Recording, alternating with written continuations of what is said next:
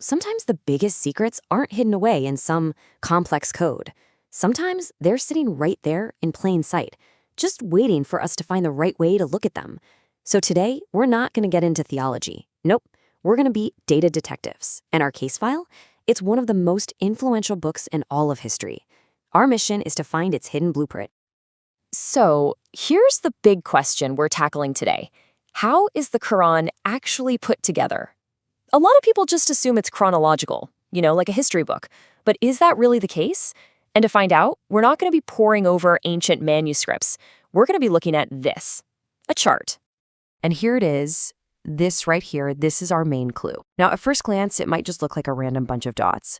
But what you're seeing is a map of all 114 chapters, or surahs, of the Quran.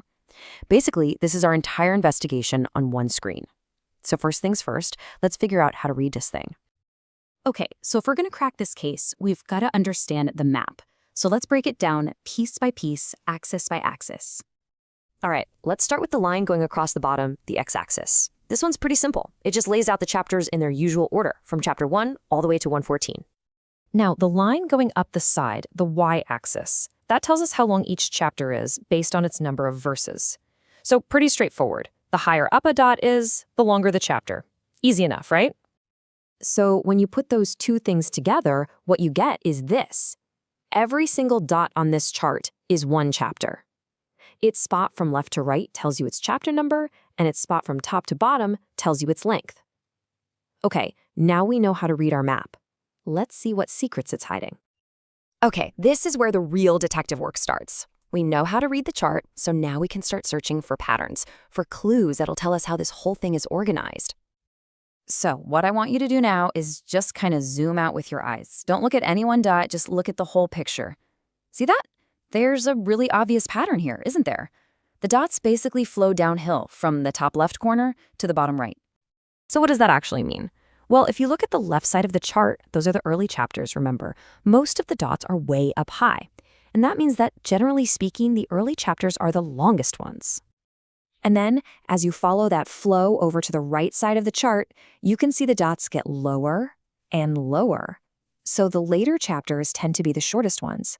This is our first huge clue. The chapters seem to be arranged by decreasing length. But like in any good mystery, the first big clue is never the whole story, right? The really juicy details, the interesting stuff, that's always in the exceptions to the rule. So take another look at that chart. Is it a perfect straight line going down? No way. It's kind of messy, right? There's a lot of variation, a lot of outliers. And those exceptions, they're just as important as the pattern itself. Check this out. Look at the very first dot all the way on the left. That's chapter 1. Now, if our rule was perfect, it should be way up at the top, one of the longest. But where is it? It's way down at the bottom. It's super short. A huge exception to the rule, right off the bat. And this really shows you the scale we're dealing with. Because right after that tiny first chapter, you get chapter 2. Look at that dot. It's soaring way above everything else. We're talking more than 250 verses. It is by far the longest chapter in the entire book. So what this tells us is that the pattern isn't some neat, simple rule. It's more of a powerful guide, but a guide with some really interesting exceptions. Okay, so we've looked at the evidence, we've seen the main pattern, and we've looked at some of the really big exceptions. So what's the final verdict? What's the secret to the Quran's structure? Well, first off, we can say for sure what it's not. That common idea that the chapters are laid out in chronological order, the order they were revealed, the data shows that's just not true. It doesn't hold up at all. So what our investigation shows is this. The Quran's 114 chapters are, for the most part, arranged by decreasing length. It's an organizational principle based on size, not on a timeline. It's a literary structure, not a historical one. So, there you have it. What at first looked like just a random bunch of dots was actually a very deliberate, almost elegant structure. And the answer wasn't hidden in some deep theological text. It was just about looking at the data in a new way. It's pretty amazing, right?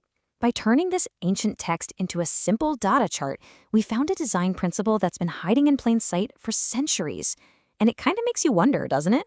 What other hidden structures are out there just waiting for us to find the right way to look at them?